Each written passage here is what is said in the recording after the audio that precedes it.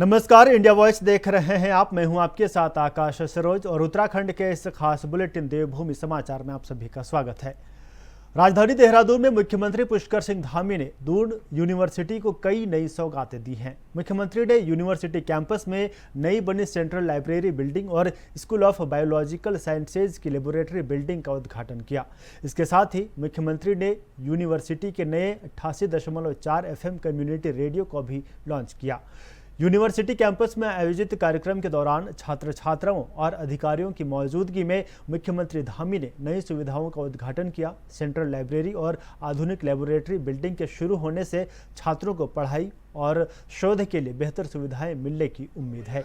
वहीं पर 88.4 FM community radio के जरिए यूनिवर्सिटी से जुड़े शैक्षणिक और सामाजिक विषयों को लोगों तक पहुँचाने का नया मंच भी तैयार हुआ है।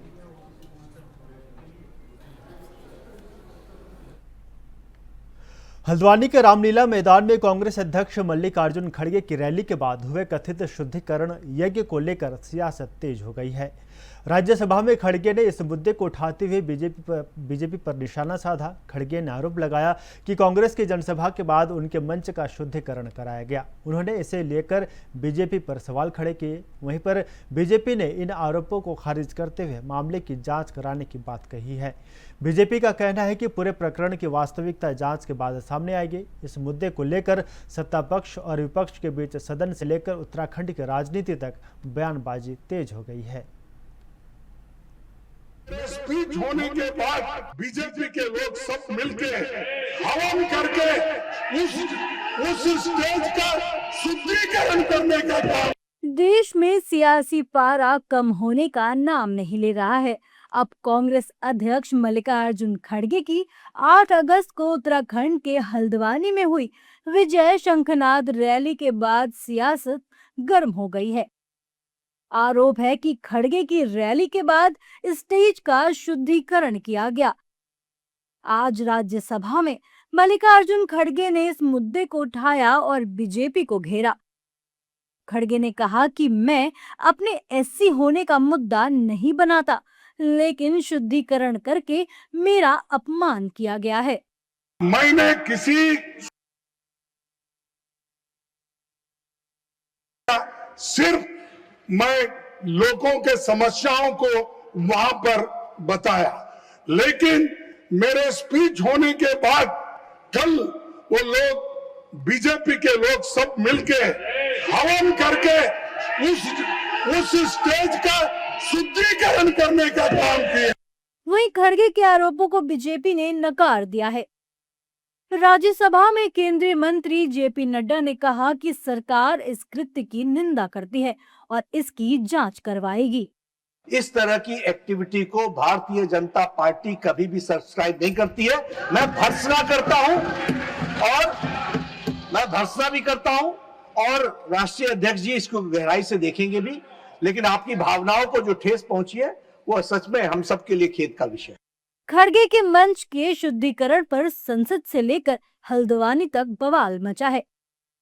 बीजेपी और कांग्रेस नेता आमने सामने हैं।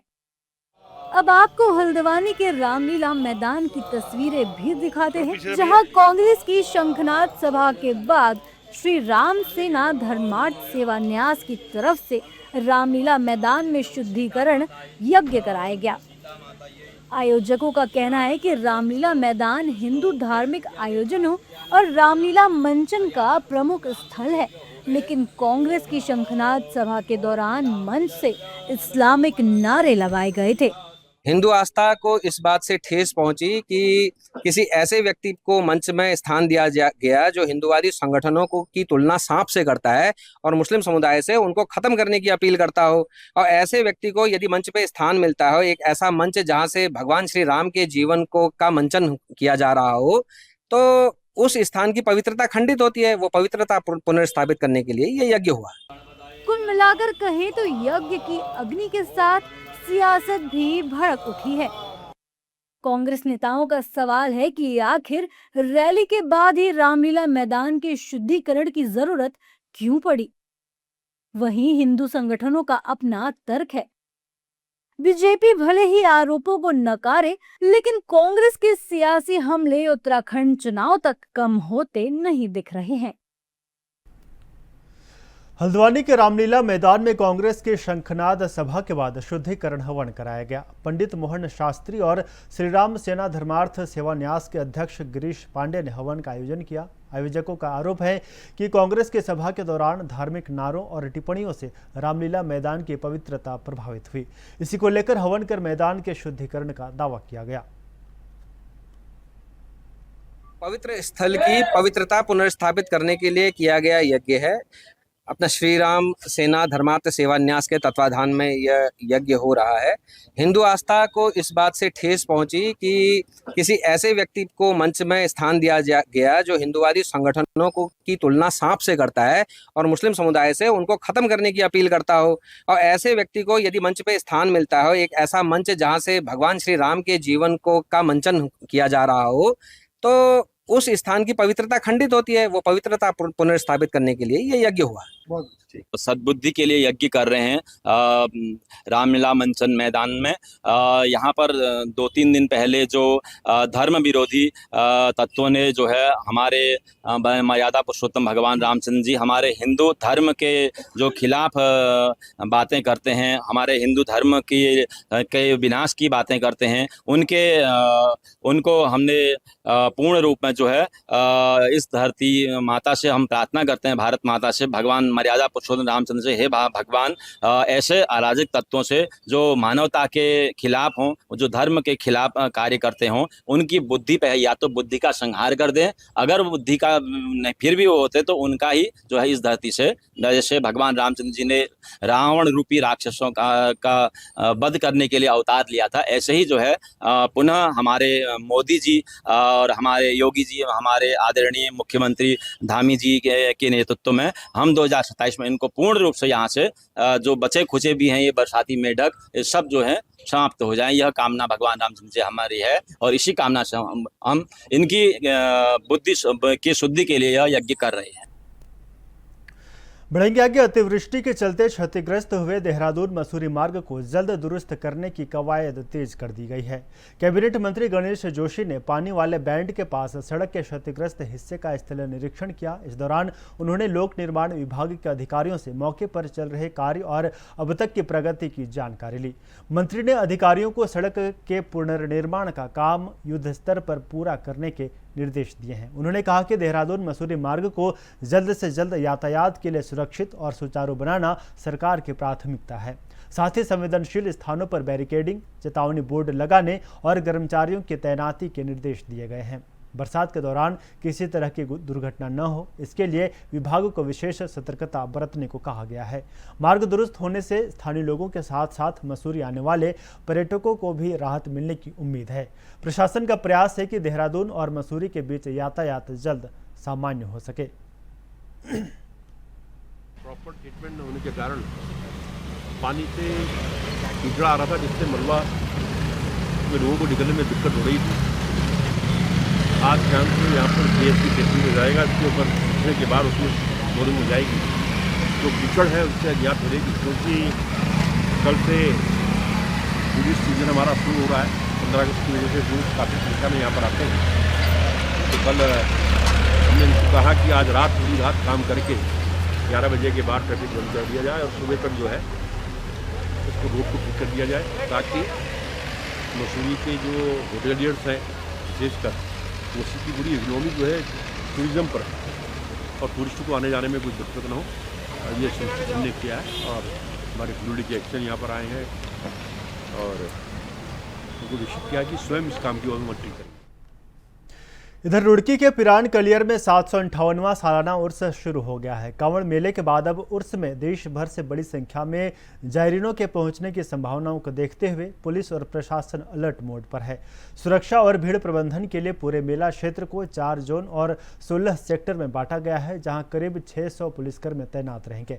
यातायात व्यवस्था के लिए 24 स्थानों पर बैरियर और जायरीनों के वाहनों के लिए 13 पार्किंग स्थल बनाए गए हैं। दरगाह परिसर के 1 किलोमीटर के दायरे को जीरो जोन घोषित किया गया है। 23 से 28 अगस्त तक आवश्यक सेवाओं को छोड़कर अन्य वाहनों का प्रवेश प्रतिबंधित रहेगा। पुलिस ने सीसीटीवी निगरानी, बीडीएस टीम, खोया पाया सेल और जेबकतरों के खिलाफ विशेष अभियान की भी तैयारी की है। बच्चों की सुरक्षा और संदिग्ध गतिविधियों पर भी पुलिस की पैनी नजर रहेगी। का जो आयोजन है अगले 10-15 दिन तक चलने वाला है। कांवड़ के बाद बड़ा चैलेंज हरिद्वार पुलिस के लिए होता है। कल हमने उसमें ब्रीफिंग कर ली है। पूरा मेला क्षेत्र हमने 4 जोन 13 सेक्टर में डिवाइड किया हुआ है। करीब 600 के आसपास पुलिस पर्सनल वहाँ पर ड्यूटियाँ देंगे। हमारी बीडीएस टीम प्रॉपर चेक करेगी। खोया पाया सेल है, जेब कतरा लोग जो हैं उनके खिलाफ काम करने के लिए हमारी एक स्पेशल टीम काम करेगी। हम फ्लैक्स के माध्यम से, सोशल मीडिया के माध्यम से लोगों को लगातार अलर्ट करेंगे और 24/7 पुलिस वहाँ पर मौजूद है। सर, बच्चा चोरी के अक्सर मामले आते हैं, उस पर क्या विशेष ध्यान? बच्चा चोरी के मामले, कुछ चैलेंजेस मामले पिछले 5-6 महीनों में आए थे, लेकिन आपको मुझे ये कहते हुए अच्छा लग रहा है कि वो 24 घंटों में हमने 3 बच्चे जो अलग अलग महीनों में चोरी हुए थे हमने रिकवर किए। वहाँ थोड़ा कैजुअली लोग वहाँ पर आते हैं, बीमार होते हैं, तो थोड़ा उनके पार्ट में लापरवाही होती है या कुछ इस टाइप की घटनाएं आती हैं, लेकिन पुलिस के लिए चैलेंज ये है। हमने पूरे मेला क्षेत्र को और बेसिकली जो रैन बसेरा है जहाँ पर लोग आकर के रहते हैं उसको पूरा सीसीटीवी से कवर कर दिया, तो ये घटनाएं रिपीट ना हो, ये पूरा इंश्योर करें। रुद्रप्रयाग में देशभक्ति के रंग में रंगी भव्य तिरंगा यात्रा निकाली गई। आर्मी कैंटोनमेंट से गुलाबराय ऐतिहासिक मैदान तक निकले इस यात्रा में सैकड़ों छात्र, अधिकारी, पुलिस और सेना के जवानों के साथ स्थानीय लोगों ने भी बढ़ चढ़कर हिस्सा लिया। यात्रा का सबसे खास आकर्षण रहा 100 मीटर लंबा तिरंगा, जिसे लेकर लोग पूरे जोश और उत्साह के साथ आगे बढ़े। इस दौरान भारत माता के जयकारों और देशभक्ति के नारों से पूरा माहौल गूंजा था। यात्रा के जरिए लोगों को राष्ट्र प्रेम, एकता और अखंडता का संदेश दिया गया। मंत्री भरत सिंह चौधरी और डीएम विशाल मिश्रा ने भी तिरंगा यात्रा में शामिल होकर लोगों का उत्साह बढ़ाया। जनपद रुद्रप्रयाग में हर घर तिरंगा यात्रा आज निकाली गई। इसमें माननीय मंत्री महोदय श्री भरत चौधरी सर रहे इसमें, और जनपद के सभी अधिकारी रहे, आर्मी के जवान रहे, हमारे पुलिस के जवान रहे, बच्चे रहे स्कूल्स के, और जनपद स्तरीय अधिकारी रहे। और बहुत ही अच्छा कार्यक्रम हुआ है ये। और बच्चों को स्वतंत्रता दिवस के विषय में, हमारी आज़ादी की लड़ाई के विषय में उनको जागरूक किया गया है, उनको बताया गया है। और यहाँ पर हम सभी के लिए गर्व का भी विषय है कि इतनी सफल यात्रा हुई है और ज़्यादा से ज़्यादा बच्चों ने, लोगों ने इसमें प्रतिभाग किया है। और मैं आपके चैनल के माध्यम से जो भी लोग इसको देख रहे हैं उनको स्वतंत्रता दिवस की हार्दिक शुभकामनाएं देना चाहता हूं। धन्यवाद। आज प्रधानमंत्री नरेंद्र मोदी जी के आह्वान पे तिरंगा यात्रा का भव्य आयोजन यहाँ पर किया गया है और सभी विद्यालयों के छात्र छात्राओं ने, प्रशासनिक अधिकारियों ने, जिले के सभी अधिकारियों ने, सभी शिक्षक शिक्षिकाओं ने, पुलिस कर्मियों ने और यहाँ तक कि सैन्य कर्मियों ने भी इस रैली में आज प्रतिभाग किया है। रुद्रप्रयाग जनपद के इतिहास में अभी तक की ये सबसे बड़ी तिरंगा रैली है। मैं इस रैली के आयोजकों को और रैली में प्रतिभाग करने वाले सभी छात्र छात्राओं को आने वाले जो स्वतंत्रता दिवस है 15 अगस्त, जो कि एक दिन के पश्चात आने वाला है, उसकी हार्दिक शुभकामनाएं देता हूं और आज की रैली में प्रतिभाग करने के लिए सबको बहुत बहुत धन्यवाद देता हूं। हल्द्वानी के रामलीला मैदान में कांग्रेस के राष्ट्रीय अध्यक्ष मल्लिकार्जुन खड़गे की जनसभा के बाद श्री राम सेना की ओर से उस जगह का शुद्धिकरण करने की घटना पर अब सियासत तेज हो गई है। कांग्रेस ने इसे दलित समाज का अपमान बताने का काम किया तो बीजेपी ने इसे कांग्रेस की छोटी सोच वाली राजनीति करार दिया, जबकि इस विषय पर राज्यसभा में बीजेपी के वरिष्ठ मंत्री जेपी नड्डा अपनी सफाई दे चुके हैं। इस प्रकरण की जाँच करवाने का आश्वासन दिया। बीजेपी कहती है कि कांग्रेस के पास कोई मुद्दा नहीं है, इसलिए इस विषय को उठा रही है, जबकि कांग्रेस अब भी इस विषय पर शुद्धि के लिए हवन करने वाले लोगों के खिलाफ कार्रवाई की मांग कर रही है। थोड़ा पीछे भैया। बिल्कुल, एसएसपी को, वहाँ की पुलिस को इस पे एक्शन लेना चाहिए और माननीय मुख्यमंत्री जी को जो उत्तराखंड के बैठे हुए हैं, अगर वो अपने को ये समझते हैं कि हम हितैषी हैं सर्व समाज के, तो उनको निश्चित रूप से प्रशासन को इंस्ट्रक्शन करना चाहिए कि जो लोग हैं, अगर भाजपा का जो जिला अध्यक्ष का स्टेटमेंट आया था कि वो हमारे लोग नहीं हैं, हमारा उससे कोई लेना देना नहीं, भाजपा का नहीं है, लेकिन वो भाजपा के ही लोग हैं, तो अगर उनके नहीं भी हैं तो उन पर एक्शन होना चाहिए और ये मुख्यमंत्री जी को निर्देशित करना चाहिए प्रशासन को कि उस पर जो तत्काल उस पर कार्रवाई करें और जो संबंधित इस तरह की जो लोग देश को बांटने का काम कर रहे हैं उन पर तो देशद्रोह का मुकदमा होना चाहिए। देखिए, इस प्रकरण का सही मुझे जानकारी नहीं है, लेकिन अगर नड्डा जी ने किसी बात में मीडिया से माफ़ी मांगी है तो ये उसका पटाख से वहीं पे हो जाना चाहिए, इसके बाद ज़्यादा कुछ कहने का मतलब रहता है। इधर रामनगर में अवैध नशे के कारोबार और बढ़ते गुंडागर्दी को लेकर नगर पालिका के सभासदों ने पुलिस के खिलाफ मोर्चा खोल दिया। सभी सभासद कोतवाली पहुंचे और कोतवाल सुशील कुमार का घेराव कर नाराजगी जताई। सभासदों का आरोप है कि शहर में नशे और जुए के अड्डे बढ़ रहे हैं, जिससे युवा पीढ़ी इसकी चपेट में आ रही है। उनका कहना है कि अराजक तत्व खुलेआम फायरिंग कर दहशत फैला रहे हैं और लोगों का सड़कों पर निकलना मुश्किल हो गया है। हाल ही में खताड़ी क्षेत्र में हुई फायरिंग को भी उन्होंने उदाहरण बताया। सभासदों ने पुलिस पर सूचना मिलने के बावजूद समय पर कार्रवाई न करने और मिलीभगत का आरोप लगाया। उन्होंने चेतावनी दी कि मांग पूरी नहीं हुई तो उग्र आंदोलन किया जाएगा। कोतवाल ने नशे के खिलाफ अभियान चलाने और अपराधियों को जेल भेजने का आश्वासन दिया। पहले तो आपको धन्यवाद कि आप बहुत सूक्ष्म टाइम पे हमारे लिए आए। हम शहर के सभी सभासद 20 के 20 वार्डों के सभासद आज यहाँ नगर पालिका में एकत्र हुए और यहाँ रामनगर कोतवाली में पहुँचे हैं। हम पिछले विगत कई महीनों से देख रहे हैं रामनगर में नशे का कारोबार और गुंडागर्दी दिन प्रतिदिन बढ़ते जा रही है। आप देखेंगे कि जहाँ तहाँ छोटे छोटे एरियो में जो जैसे हमारे यहाँ चोरपानी का एरिया है, नीचे निगम का एरिया है, ऊँट पड़ाव का एरिया है, ईदगाह का एरिया है, पंपापुरी, भरतपुरी, जितने भी हमारे एरिया हैं सब जगह छोटे छोटे खोखों के में नशे की दुकानें बन गई हैं, छोटे छोटे नशे बिक रहे हैं। और उन नशों के निस्तारण के लिए कई बार हम डीएम के दरबार में, एसडीएम के दरबार में अपील लगा चुके हैं। सारे सभासद एक एक करके कह चुके हैं, लेकिन उस पर कोई कार्रवाई होने को तैयार नहीं है। केवल यहाँ से कोतवाली से उनको सपोर्ट मिल रहा है। जब भी हमारे द्वारा, हमारे मेंबरों द्वारा इनको सूचना दी जाती है कि जुआ हो रहा है, नशे का कारोबार हो रहा है, यहाँ कोई गुंडागर्दी करने बदमाश आ रहे हैं, तो वहाँ पुलिस के पहुँचने से पहले उन लोगों तक सूचना पहुँच जाती है और वो वहाँ से अपना जुआ, अपने नशे का जो भी कारोबार है वो वहाँ से यहाँ से लेके उड़ जाते हैं। और इसका हमने खामियाजा अभी दिक्कत 2 दिन पहले देखा है कि अभी कुछ बदमाश नशे के हालत में ऊँट पड़ाव से लेकर और चोरपानी से लेकर और वहाँ कानिया तक तमाशा करते रहे। रात भर बंदूकों की फायरिंग होती रही और क्या कहते हैं जगह जगह हॉकी और वो दिखे। ऐसा यहाँ ट्रांसपोर्ट नगर में आप देखिए जगह जगह जो खोखे लगे हुए हैं वहाँ नशों का कारोबार हो रहा है, लेकिन पुलिस को पता है और उसके बाद भी कोई कार्रवाई नहीं हो रही है। रामनगर के 20 के 20 जनप्रतिनिधि हम लोग इस बात से बहुत क्षुब्ध हैं। कारण क्या है कि जितनी बार हम जनप्रतिनिधि इस बात के लिए उठाते हैं, लोग हमसे कहते हैं कि जो इस कारोबार को कर रहे हैं वो हमारे पास व्यक्तिगत फोन करके कहते हैं कि आप इन कामों इसको क्यों कर रहे हैं, वो दबाव बनवाते हैं। लेकिन अब ये कोई बताए कि यहाँ अगर हम लोग इनको सूचना दे रहे हैं या इनको शिकायत कर रहे हैं या इनके ज्ञापन दे रहे हैं, इनकी सूचनाएं उन तक कौन पहुँचा रहा है और ये उनके प्रति कार्रवाई क्यों नहीं कर रहे हैं, जबकि रामनगर शहर का बच्चा जानता है कि नशों का कारोबार कहाँ से शुरू हो रहा है और कहाँ पर ख़त्म हो रहा है। अगर कार्रवाई नहीं होती तो फिर किस प्रकार का? अगर हम आपको भी विश्वास दिलाते हैं, अगर ये नशे का कारोबार नहीं बंद हुआ, ये शहर की जो आने वाली पीढ़ी को इन्होंने इसी तरीके से खराब करने में अपना योगदान देते रहे, तो पुलिस प्रशासन के खिलाफ, इस शासन के खिलाफ, इनके खिलाफ हम रामनगर में धरने पे बैठेंगे सारे के सारे जनप्रतिनिधि। और आज तो हम केवल गांव के, शहर के जनप्रतिनिधि आए हैं, कल को स्थिति यही रही तो हम सारे गांव के जनप्रतिनिधियों को इकट्ठा करेंगे, क्योंकि ये नशे का कारोबार केवल रामनगर शहर में नहीं, पूरी रामनगर विधानसभा में अपने चरम पर है। और हम कसम खाते हैं कि हम इस नशे के कारोबार को बंद करने का कार्य करेंगे आपके चैनल के माध्यम से। तो देवभूमि समाचार में फिलहाल मेरे साथ इतना ही। देखते रहिए इंडिया वॉइस। नमस्कार।